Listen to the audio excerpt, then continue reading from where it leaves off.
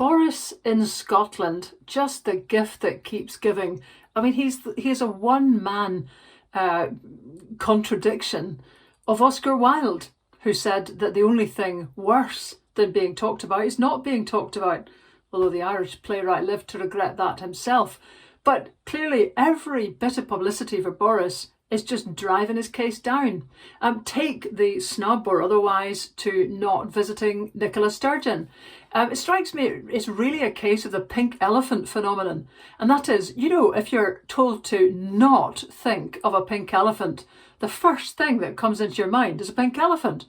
So, in not visiting Nicola Sturgeon, what does that bring to mind? Of course, it brings the last time, the ignominious departure out the back door, the crowds that spontaneously and good-naturedly gathered outside to boo him, and presumably the stern words from a straight-talking First Minister in between.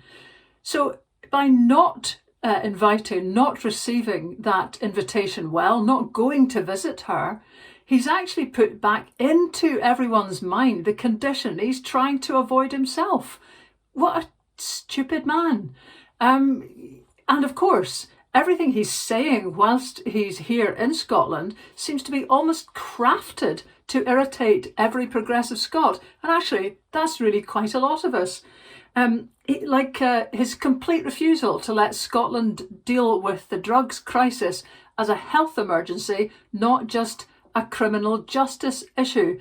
Now, actually, his own Home Secretary is turning a blind eye to efforts within England to just try to manage drugs properly in the face of rising drugs death there. But no, in public, and to maintain this kind of impression of endless toughness, which I don't think he even believes in, for Tory party consumption, he has to deliver the line, which every sentient Scot knows is killing people.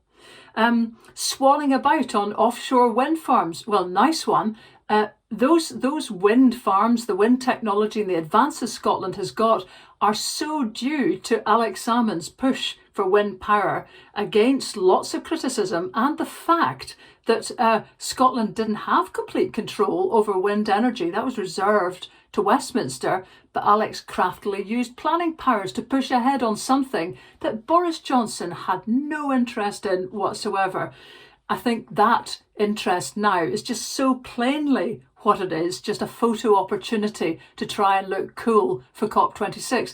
In fact, this whole thing looks to me like a dry run for COP26 to see if Boris can actually get to Scotland, try to not make a total hips of it, and acquit himself reasonably well.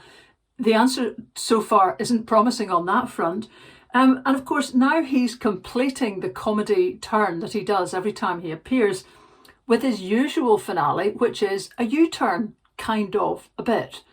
He was asked whether or not there would be a role for Nicola Sturgeon now at COP26, and he's saying that she could act as an evangelist for net zero. So in other words, she's still out the door, not in the stadium, not in the auditorium at the SECC. Does this man never learn? There's another pink elephant in the offing, because all that's going to strike every visiting journalist, every head of state, is that this man hasn't got the wit, decency or democratic understanding to include the First Minister on the podium like any other head of state would do to the leader of a devolved administration in their own country. So it's quite an extraordinary thing. It would have been far smarter for him, but he doesn't do this, to invite Nicola to COP26 and give her the awkward task of having to endorse a UK organised gig. But no, he's going to just acknowledge the power of the First Minister's credibility and status within Scotland by having to exclude her because he couldn't actually handle the limelight being shared if she was there. And I'll say, having watched her at many conferences in Iceland and elsewhere, she certainly does steal the limelight. And the interesting thing too is everyone's spotting this. It was Glenn Campbell from the BBC Scotland, who actually pushed on all these issues that I've just mentioned there, all those stances. So it's not like anybody's missing a trick with Boris coming here. And of course, for independent supporters, there's the big issue of him yet again saying that now is not the time, Scots are not interested, it's not a priority, all this kind of thing. Well, look at who is coming in the opposite direction on that argument. It is Professor Sir John Curtis who is saying to the Express, right, just get this, the Express, this is the kind of paper that's carrying this news. If the pandemic is coming to an end and the UK is amongst the cheerleaders saying that, then the arguments that you can't hold a referendum anytime soon because of the pandemic wash away. So Boris has not helped any of his cases one iota in this Scottish trip. The ball is in Nicola's court. She is strengthened by exclusion by Boris, not weakened by it. She must find a way to keep her dignity, but manage to avoid just a useless photo opportunity a la Boris.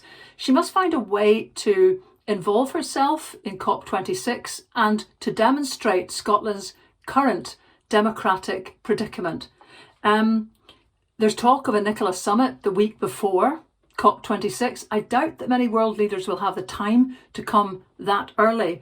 But still, the whole thing from this week and the slow car crash that is Boris Johnson's visit proves that he is absolutely toxic north of the border, that every other part of the press knows that, and the heat is really on for both those leaders to achieve something for their wider democratic goals this November.